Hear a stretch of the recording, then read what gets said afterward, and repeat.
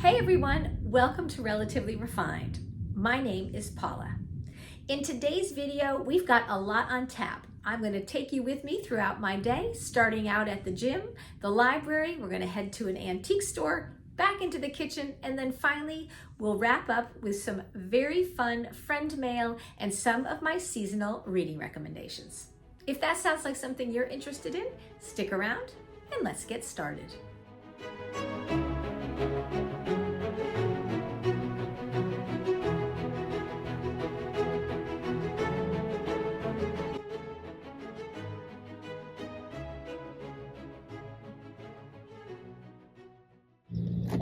Well, I've finished up at the gym, and my gym is right next to the library, so I'm going to return these books and check out some others.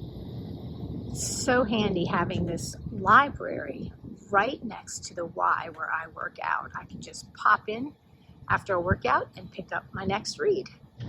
Well, I couldn't resist picking up one more book, so I'll put this on my TBR, Marie Benedict, Queens of Crime. It sounds great. I'll talk a little bit more about this later on in the video. Well, I finished my workout. Please excuse the sweaty, no makeup look, but I finished my workout. I returned my library books.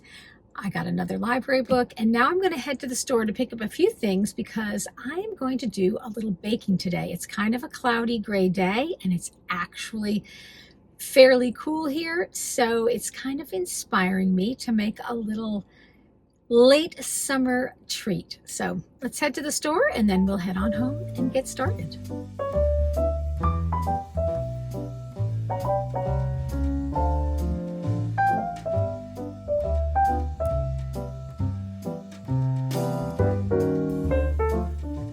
I had not been to this particular antique store in quite some time, so it was fun to pop in.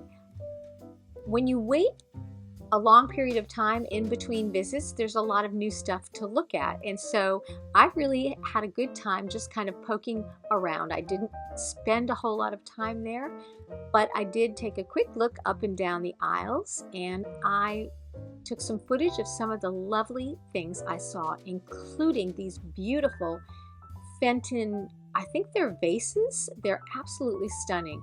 Carnival glass is so pretty. I don't actually collect it myself, but when you see a whole bunch of it all together, it really has such a beautiful look, and that orangey yellow color is perfect for the fall. I noticed this because I also thrifted recently some salt cellars in that same exact box. But what I was really drawn to were these beautiful coronation cups. I would love to have picked up a couple of these, but they were $45 each, which I'm sure is very fair. I have a couple of cups that have royal family images on them that I found at the thrift store just by chance one time, and I love them. Of course, there are the rolling pins. I love those. And then look at these vintage seed packets. These made me think of my sister Patty. I think that these would be really cute displayed in one of those card holders for her summer and fall decor. One of my favorite booths is this with all the gorgeous linens. Just stunning. And they're all freshly laundered and crisply starched. They look so beautiful. She also makes lavender sachets, and I'm always tempted by those. One of these days, I will get a couple of them to put in my clothing drawers, just like my grandmother did.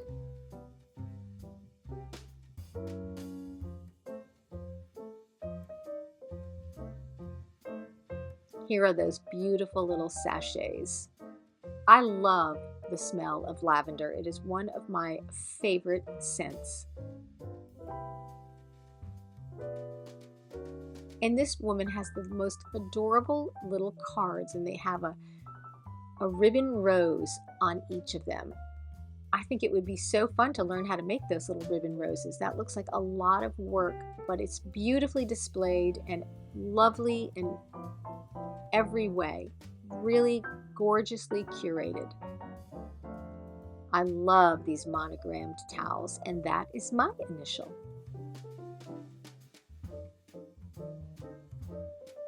And of course, I had to take a look at the jadeite. So many beautiful pieces. I love jadeite.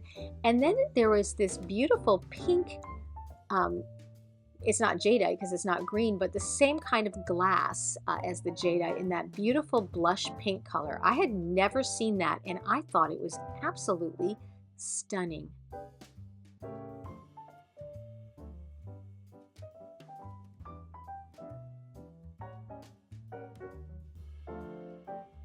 A collection of beautiful little teapots. They reminded me a little bit of Southern potteries. The painting on them did. Very, very pretty. And then, of course, a big collection of the Corningware Spice of Life dishes. I do collect that Spice of Life pattern.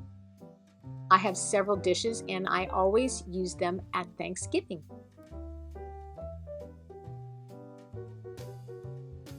Such a nostalgic pattern.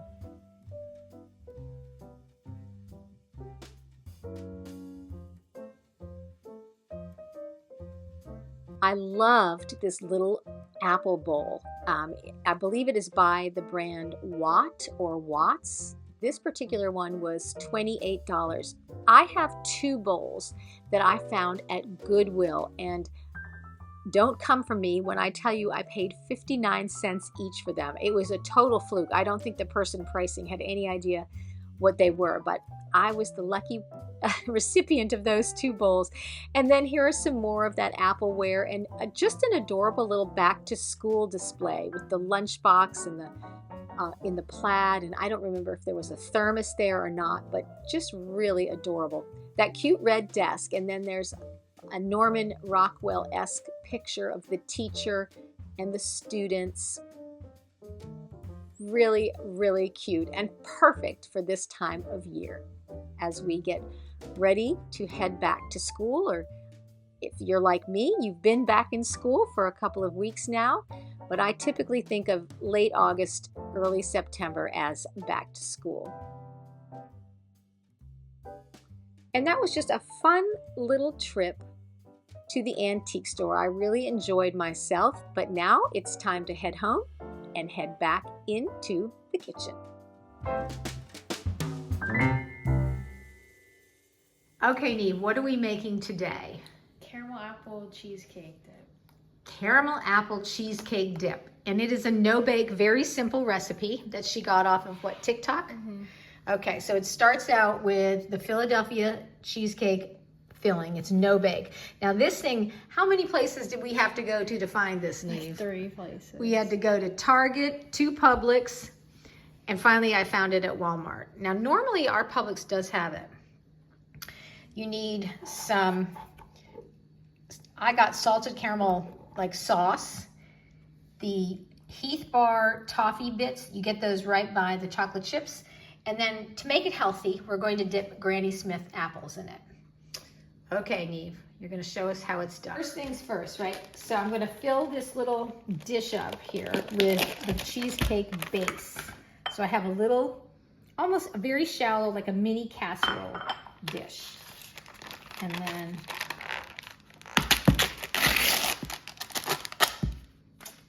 I'm just going to scoop it right into here, right, Neve? And this is kind of soft because I just brought it home from the store. So we'll make a layer of this.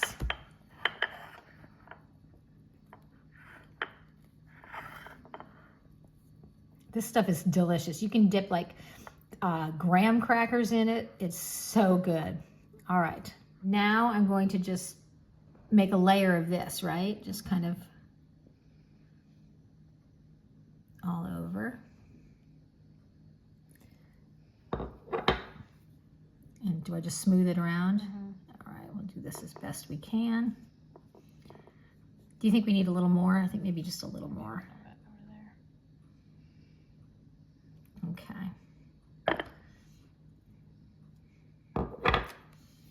My son Finn has type 1 diabetes. He's had it since he was a little boy, and This is something that would probably induce a diabetic coma in him.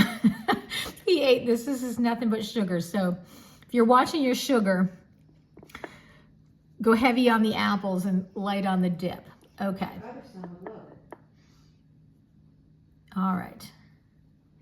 And then the last thing we're going to do, right? Sprinkle.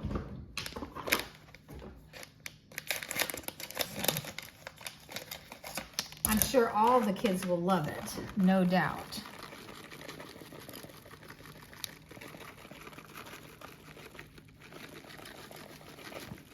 Okay. All right, that is it. I'll cut these apples up into some wedges.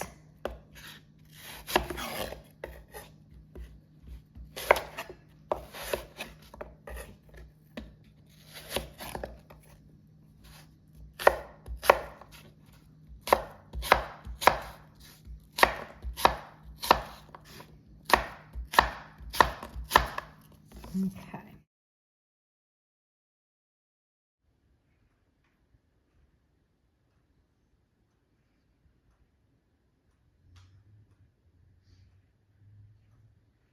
That looks so delicious. All right, Neve is going to dip it in there and give it the old taste test.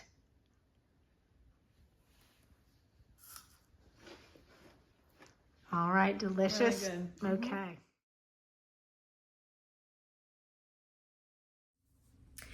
Well, the theme of today's video seems to be back to school.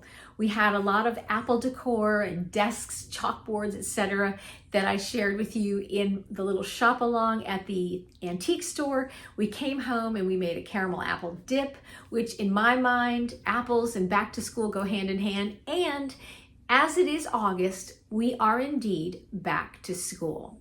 So what I thought I would do right now is a couple of things. I have some really lovely friend mail to share with you at the end of this video.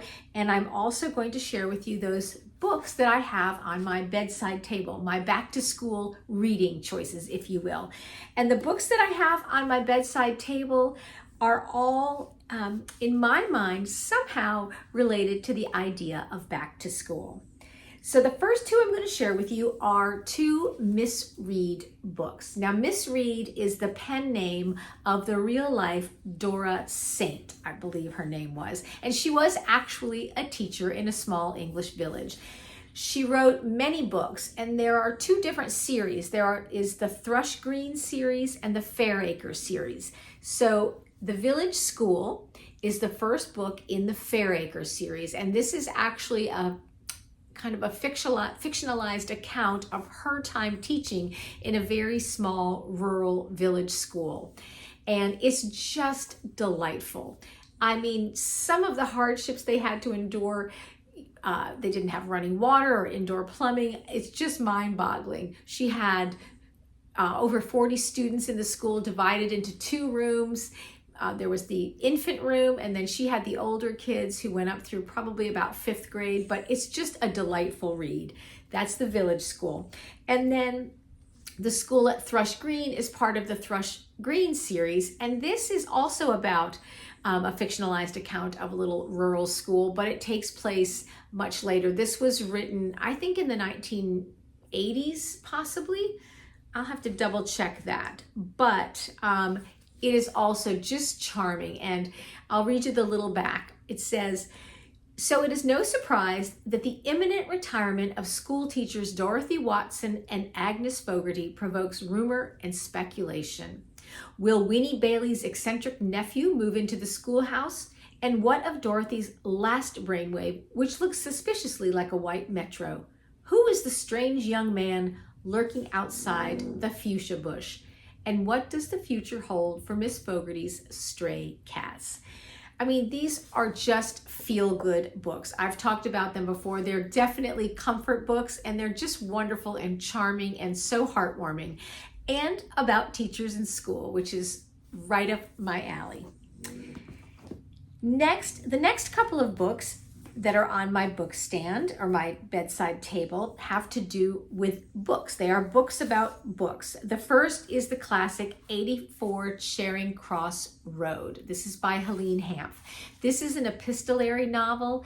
It is a series of letters written between a woman in New York City named Helene Hanff and a bookshop in London. She claims that she cannot get good copies of books that she wants in New York, so she writes to a bookshop. I think Marks & Co. is the bookstore, and its location is 84 Charing Cross Road. And it's just a delight. It is such a little book and a quick read, but it's so heartwarming. And it's one that you can pick up and put down. It's just so fun to look at the letters, and they span a series of years. And it's just, again, another very, very heartwarming read. So 84 Charing Cross Road. And then this is another book about books. It's called The Man Who Loved Books Too Much. And this is by Alison Hoover Bartlett. Let me read you the little dust jacket. What would you do for the love of a good book? For Charles Gilkey, the answer is go to prison. Unrepentant book thief Gilkey has stolen a fortune in rare books from around the country. Yet unlike most thieves who steal for profit, Gilkey steals for love, the love of books. Perhaps equally obsessive, though, is Ken Sanders, the self-appointed bibliothèque, driven to catch him. Sanders' lifelong rare book collector, now dealer turned amateur detective, will stop at nothing to catch the thief plaguing his trade. So this looks fantastic. This is a new purchase for me, and I'm very excited to read through it. So I love books about books, and I do love books about art heists or book, rare books, that kind of thing. I'm fascinated with that. I'm always up for reading anything about the art heist that happened at the Isabella Stewart Gardner Museum in Boston. I was living in Boston at the time of that, where I think 13 invaluable, priceless works of art were stolen and have never been recovered. So I'm always fascinated by documentaries, books, anything having to do with art heists, book theft, all of that. I love, high-end jewelry theft. All that is something I'm fascinated by. So I'm excited to start in on The Man Who Loved Books Too Much. And then another book that I just checked out of the library, you saw that in this video, is by Marie Benedict, and it's called The Queens of Crime. And it says, London, 1930. The 5 greatest women crime writers have banded together to form a secret society with a singular goal: to show they are no longer willing to be treated as second-class citizens by their male counterparts. The legendary Detection Club. Led by the formidable Dorothy Sayers, the group includes Agatha Christie, Nio Marsh, Marjorie Allingham, and Baroness Emma Orczy. They call themselves the Queens of Crime. Their plan? Solve an actual murder, that of a young woman found strangled in a park in France, who may have connections leading to the highest levels of the British establishment. This looks fabulous. I'm super excited to read this. I do believe that this author, Marie Benedict, wrote a book that my sister Patty was just talking to me about called The Other Einstein. I think, maybe not. I don't know why I was thinking that she was the author of that. I'll have to double check on that. But this book looks fabulous, and I am super excited to dig into this one and get started reading it. And then I do always keep in the fall 2 tried and true books from my youth by my bedside table. And I have shared both of these books numerous times before, so I won't go on and on about them. But the first is Understood Betsy by Dorothy Canfield Fisher. And the second is Miss Hickory by, let me see who wrote Miss Hickory. I can't remember off the top of my head. Carolyn Sherwin Bailey. So both of these are books from my childhood that I have read multiple times, and I will continue to read and reread every single year of my life because I love them that much. So that is what is on my bedside table for reading. And now, before we finish out, I want to share some lovely friend mail that I received recently from a friend and viewer, Barb. And Barb so generously gifted me with several lovely little treasures. The first is this beautiful tea towel with this gorgeous bird. And you all know I love birds. I love bird watching. My sister Patty and I both love the birds, as does my sister Kathleen. And Barb sent along a gorgeous card with a lovely note inside, which was so very, very sweet. And in addition to that beautiful tea towel, she also found for me something that I have been looking for a while, and that is a vintage hat pin holder. Isn't this gorgeous? And you can see that it has these little holes in the top where women would stick their hat pins. Barb, I am in love with this. It's so darling, and I cannot wait to start collecting some hat pins to fill up this little hat pin holder. So thank you so much. And then the rest of the package was filled with wonderful jewelry that she sent. She said she thought I could find a good use for it. So she sent a whole bunch of fun vintage jewelry pieces that I can use in my jewelry art that I'm planning to do this Christmas. There's also some beads and rhinestones. I'll insert some close-up footage of the lovely little gifts that she sent. She sent a vintage Christmas tree pin. Let me find that. And it is so precious. That is one that I will definitely be wearing this winter. How cute is that? And then the other bags had all kinds of different beads and such. And I've been looking at some different projects to do with loose beads. And I'm thinking that I will probably use these in several different projects.